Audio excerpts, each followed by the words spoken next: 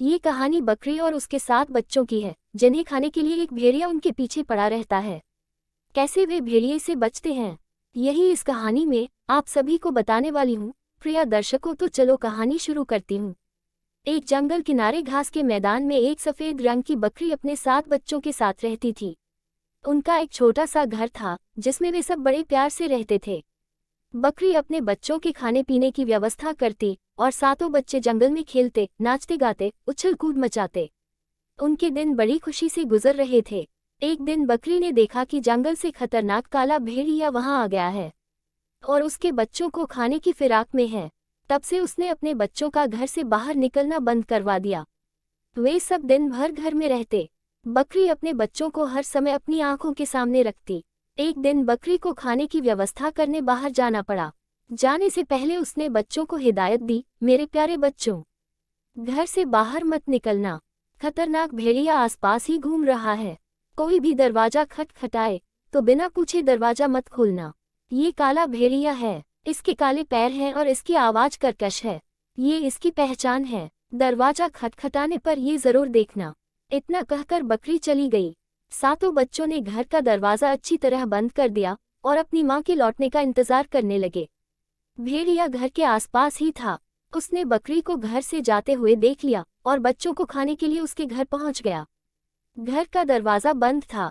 उसने दरवाजा खटखटाया। एक बकरी का बच्चा दरवाजा खोलने के लिए जाने लगा तो सबसे बड़े बच्चे को अपनी माँ की बात याद आई और उसने उसे रोक दिया। फिर अंदर से ही पूछा, कौन है? मैं तुम्हारी माँ हूँ मेरे प्यारे बच्चों, भेड़िए ने उत्तर दिया। बकरी के बच्चे उसकी आवाज पहचान गए। वे बोले, नहीं, तुम हमारी माँ नहीं हो। हमारी माँ की आवाज मीठी है और तुम्हारी कर्कश। तुम काले भेड़िए हो, चले जाओ यहाँ से। ये भेड़िया वहाँ से चला गया। वो सोचने लगा कि कैसे अपनी आवाज को मीठी बनाऊं। तभी उसे मधुमक्खी का छत्ता दिखाई पड़ा। उसने सोचा कि मीठा शहद खाने से मेरी आवाज मीठी हो जाएगी। उसने झपट्टा मारकर मधुमक्खी के छत्ते को तोड़ दिया। मधुमक्खियां उसे काटने लगी, फिर भी किसी तरह उसने शहद खा लिया। शहद खाने से उसकी आवाज मीठी हो गई। वो फिर से बकरियों के घर में गया और दरवाजा खटखटाने लगा। बकरियों के बच्चों ने पूछा, कौन है?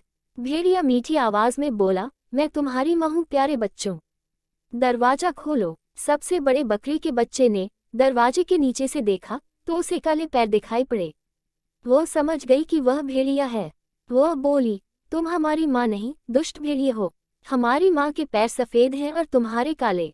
भागो यहाँ से। भेड़िया वहां से चला गया और इस बार खुद पर आटा उड़ेल कर आया। आटे के कारण वह सफेद हो गया था। उसने घर का दरवाजा खटखटाया और बोला, मेरे प्यारे बच्चों, दरवाजा खोलो। देखो तुम्हारी माँ तुम्हारे लिए क्या क्या लाई है। उसकी मीठी आवाज सुनने के बाद बकरियों ने दरवाजे के नीचे से उसके पैर देखे, जो आटे के कारण सफेद हो गए थे। लगता है हमारी माँ आ गई। बकरी के सबसे बड़े बच्चे ने कहा, दरवाजा खोल दो। बाकी बकरी के बच्चे बोले, लेकिन सबसे छोटे बकरी के बच्चे ने उन्हें रोका कि ये भेड़िया भी हो सकता है। दूसरी बकरियों ने उसकी बात नहीं मानी तो वह अंदर के कमरे में जाकर छुप गया। बकरी के सबसे बड़े बच्चे ने दरवाजा खोल दिया और भेड़िया दंदनाते हुए अंदर आया। दुष्ट भेड़िए को देखकर बकरी के बच्चे इधर उधर भागने लगे, लेकिन भेड़िए ने उन्हें निगल लिया।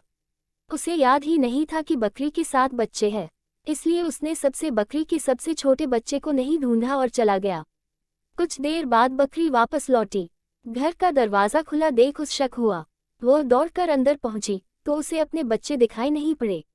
वो उन्हें इधर उधर ढूंढने लगी। तब सबसे छोटा बच्चा बाहर निकला और अपनी माँ को सारी बात बताई। बकरी को बड़ा गुस्सा आया और वह भेड़िए से बदला लेने निकल पड़ी। जंगल में जाने पर उसने देखा कि भेड़िया उसके बच्चों को खाकर एक पेड़ के नीचे आराम से सोया है। उसका मोटा पेट देखकर बकरी समझ गई कि उसने उसके बच्चों को साबुत ही निगल लिया है। उसने सोते हुए भेड़िया का पेट चीर दिया और अपने बच्चों को सही सलामत बाहर निकाल लिया। फिर उसने भेड़िए के पेट में पत्थर भर कर सिल दिया और अपने बच्चों के साथ घर लौट गई। भेड़िए की जब नींद खुली तो उसे प्यास लगाई। वह नदी की ओर जाने लगा। पत्थरों के वजन से उसे अपना पेट भारी महसूस हो रहा था और उसे चलने में कठिनाई हो रही थी। फिर भी वह किसी तरह चलकर नदी तक पहुंचा और झुककर पानी पीने लगा, लेकिन उसका पैर फिसल गया। वह नदी में जा गिरा और पत्थरों के बोझ के कारण वह नदी के पानी में डूब गया। बकरी और उसके सातों बच्चे खुशी खुशी रहने लगे। बुरे काम का बुरा नतीजा ही होता है दोस्तों। तो इस कहानी से आपको क्या सीख मिलती है हमें कमेंट बॉक्स में बताना। बकरी और भेड़िए की कहानी अगर अच्छी लगी हो तो वीडियो को लाइक और चैनल को सब्सक्राइब कर दो, ताकि मैं ऐसी ही हर रोज नई नई वीडियो आप सभी के बीच में लाती रहूं। हमारे चैनल पर ऐसे ही हर रोज एक नई ज्ञानवर्धक वीडियो आप सभी को मिलती रहेगी।